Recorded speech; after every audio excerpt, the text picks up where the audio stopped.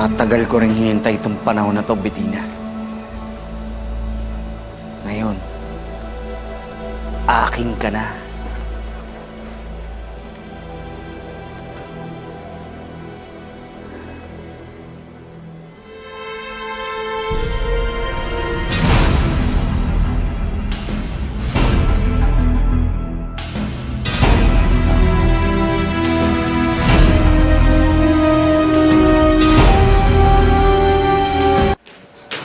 Mami?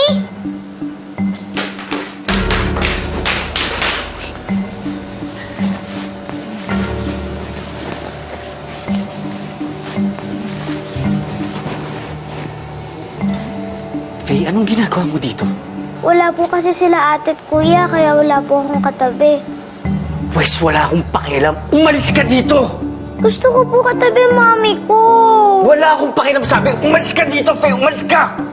Ayoko po, hindi ako aalis.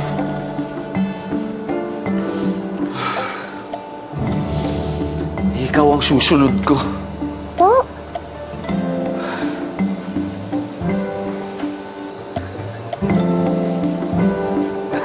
You're next.